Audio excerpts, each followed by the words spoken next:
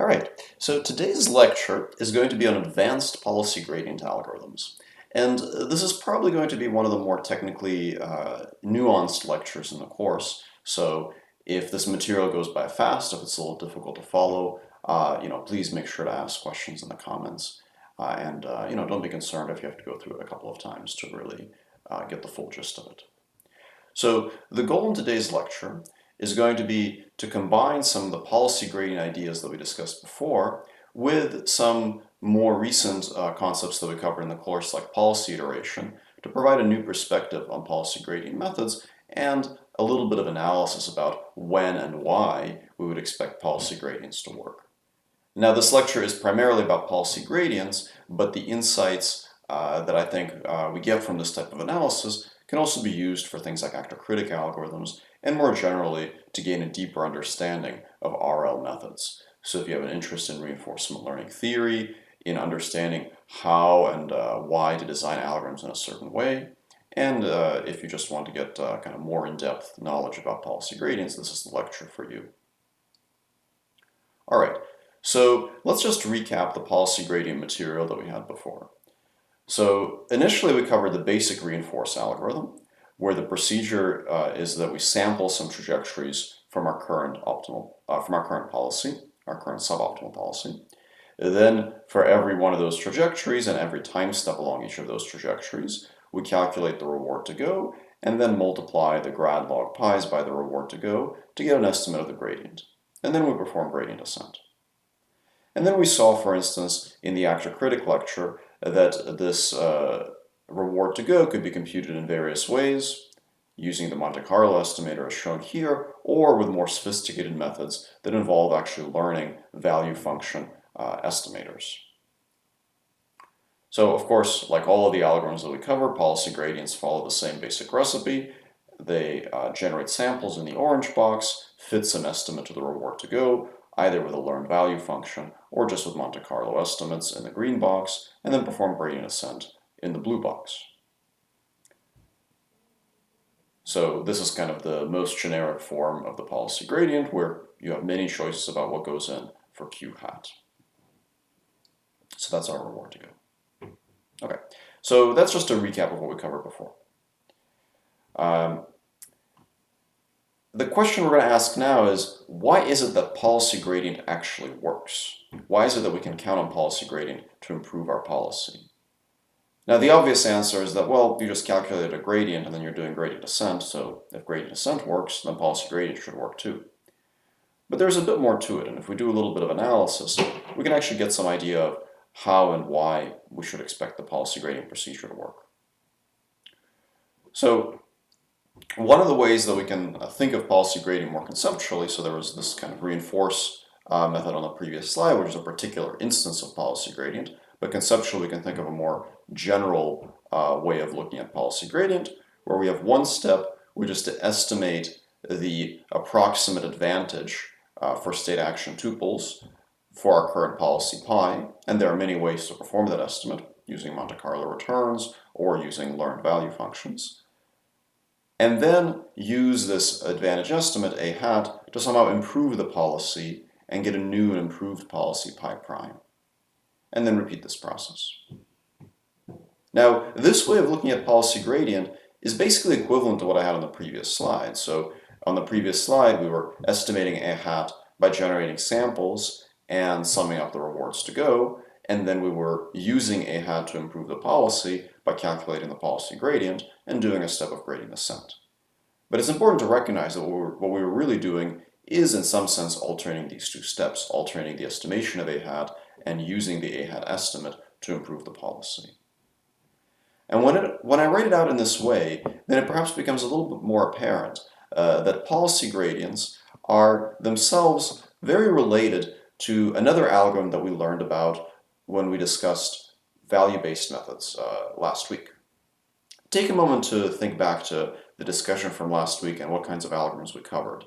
What algorithm do you remember that had this type of structure, where we alternate between estimating the value of the current policy and then using that estimated value to improve that policy? So that was basically the idea behind the policy iteration algorithm. And we covered the policy iteration algorithm when we discussed value-based methods, primarily as a way to set the stage for what would come next, which was Q-learning. But if we think back to policy iteration, we might recognize that policy gradients and policy iteration actually look very similar. One of the main differences is that in policy iteration, when we calculated the new policy pi prime, we used this argmax rule. Remember that we would always pick the policy pi prime that assigns a probability of 1 to the action that is the argmax of the current advantage. In some sense, policy gradients makes a much gentler update. It doesn't immediately jump to the argmax, but it improves a little bit in the direction where the advantages are large. Right? Because if you look at the policy gradient expression at the top of the slide, we take grad log pi times a hat, which means that actions with a large a hat will get larger probabilities, and actions with a lower a hat will get lower probabilities. So you could almost think of policy gradients as a kind of softened version of the policy iteration procedure we discussed before, where the policy iteration procedure from last week would simply immediately assign a probability of 1 to the highest advantage action, whereas policy gradients changes the policy parameters to move towards parameters that give higher probabilities to the argmax and lower probabilities to actions with worse advantages, but it doesn't immediately jump all the way to 1 and 0. And that might be desirable if you think that your advantage estimator is not perfect. If your advantage estimator is not perfect, perhaps what you would like to do is just slightly change your policy in the direction suggested by your advantage estimator, and then collect some more transitions, some more samples, and improve your advantage estimator. So, in a sense, what we're going to discuss today is how to formalize this notion and explain why we should expect this kind of softened policy iteration procedure, which is policy gradients, to work well. Okay, so let's try to reinterpret the policy gradient as policy iteration. To get started on this, I'm going to show you a little calculation. I'm going to show you how we can write this expression, the difference between the RL objective for some new parameter theta prime minus the objective for some old parameter, as an expression that describes the expected advantage under the new policy where the advantage is taken from the old policy. So J theta here represents the reinforcement learning objective, which is the expected value under the trajectory distribution induced by a parameter vector theta of the total reward under that distribution. And we'll just go with discounted rewards for now, just to keep everything complete. And this is the version where the discount starts from step 1. I know that's not the version that we actually use in practice, but this will make the calculations much more accessible. And the claim that I'm going to try to show is that the difference between j theta prime and j theta is the expected value under the trajectory distribution of the previous, under the trajectory distribution of the new policy of the advantage of the previous policy. Okay, let's unpack this statement a little bit to try to get some intuition for why we even want to care about this. So j theta prime minus j theta represents the improvement in the RL objective that we get from going from some old parameter theta to some new parameter theta prime. So you could think of this as maybe we're doing policy iteration, and theta prime represents the parameters of the new improved policy, and theta represents the parameters of the old policy. So if we can make j theta prime minus j theta large with respect to theta prime, then we're improving the policy a lot. Now, those of you that are paying close attention might realize that there's something a little strange with that statement, because if we're maximizing j theta prime minus j theta with respect to theta prime, the j theta is actually irrelevant. And that's absolutely true. So maximizing j theta prime with respect to theta prime is exactly the same as maximizing j theta prime minus j theta with respect to theta prime. So, of course, the real goal of this derivation is to show that if we maximize the right-hand side of this equation, the expectation under pi theta prime of the advantage of pi theta, then we're actually maximizing j theta prime minus j theta, which means that we're actually maximizing j theta prime, which is actually what we want. Okay, so the left-hand side is the improvement in the return of the policy in going from theta to theta prime, which is what we'll want to optimize with respect to theta prime. The right-hand side of this equation is expressing the expected value under the trajectory distribution induced by the new policy, the one that you're optimizing, of the advantage of the old policy. And why do we care about this quantity? Well, because that's essentially what policy iteration does. Policy iteration computes the advantage of the old policy, a pi theta, and then uses that advantage to find a new improved policy, pi theta prime. So if we can show that maximizing the expected value of the advantage of the old policy with respect to a new policy, in fact actually optimizes the improvement in the RL objective, then we will have proven that using the advantage of the old policy and maximizing it under the new policy is a correct way to optimize your new policy. So that's why we would like to show this claim. Okay, take a moment to think about this. Make sure that it makes sense to you why this claim is important, why we want to show this. If it's not clear why this is an important claim to prove, please write a question about it in the comments. Okay, so let's get started with our proof. So our goal is to prove this claim, and to start on the path there, I'm going to substitute in the equations for the RL objectives. So remember that one way that we can express the RL objective is as the expected value of the value function under the initial state distribution, because the value function captures the expected reward that pi theta would get if it starts in some state S0. So if we averaged over all the S0s, then we'll get the RL objective. And the reason that I want to write it this way is because now PS0 doesn't depend on theta. So everything that depends on theta is inside the expectation. The distribution with respect to which the expectation is taken does not depend on theta. So what that means is I can change the distribution under which the expectation is taken to be any distribution whose marginal over the initial state is PS0. And this includes p theta tau, p theta prime tau, and p any theta tau. Basically, the trajectory distribution for any policy must have the same initial state marginal. So what I can do going from the first line to the second line is I can replace p of S0 with any trajectory distribution that has the same initial state marginal. And the one that I'm going to pick is p theta prime of tau. Why am I putting in p theta prime of tau? Well, because my goal ultimately is to turn this into an expectation under p theta prime of tau. That's the right-hand side of our claim. And I can put in p theta prime of tau here because it has the same initial state marginal, and the quantity inside the expectation only depends on S0. So in a sense, that value doesn't change if I take the expectation with respect to different policies.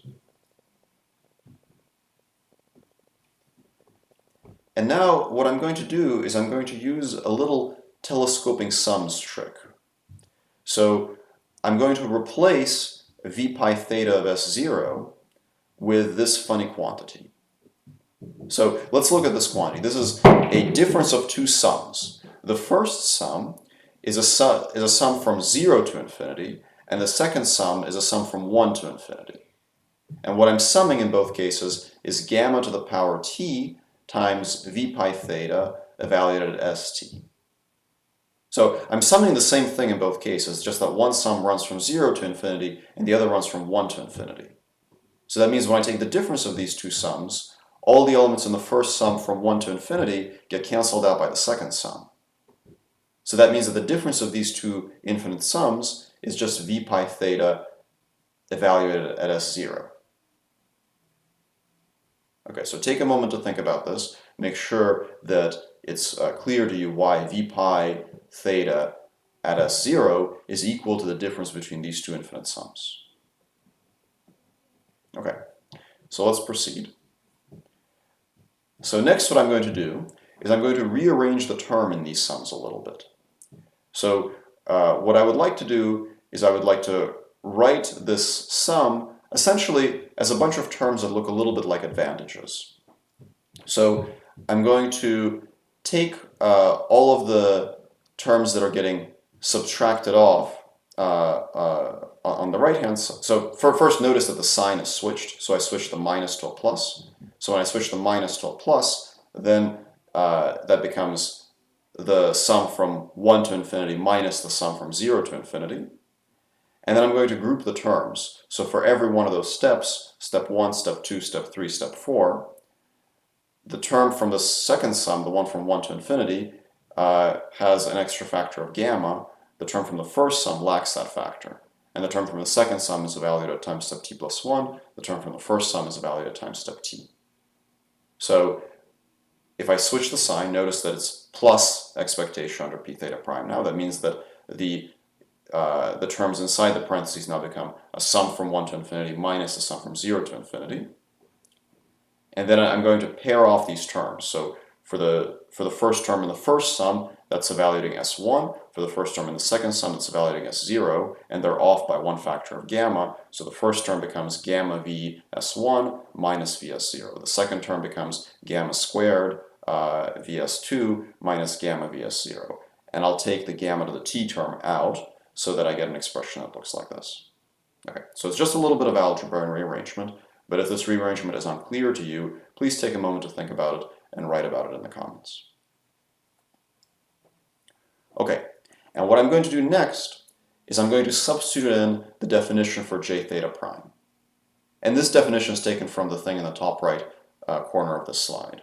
So all I've done on this line is I've simply replaced j theta prime with the definition of j theta prime.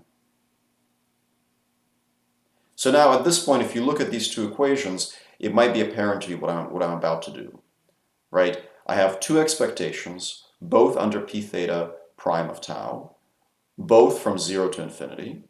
Both have a gamma to the t power in front of them, and one of them has an r, and the other one has gamma v st plus 1 minus v st. So I can group these two expectations together. I can distribute the expectation out, and I get a sum from 0 to infinity, gamma to the power t, and then a quantity inside the parentheses, which is exactly the advantage function. And crucially, because the value function here is the value for pi theta, the advantage is the advantage for pi theta as well. So that means that this is equal to the expected value under p theta prime of tau of the sum from 0 to infinity of gamma to the t of the advantage of pi theta stat. So this proves the claim that we want to prove. And just to make sure everyone is on the same page, concretely what this proves is that if we maximize the expected value of the advantage of an old policy with respect to an expectation for the new policy, then we will optimize j theta prime. We'll actually optimize the reinforcement learning objective.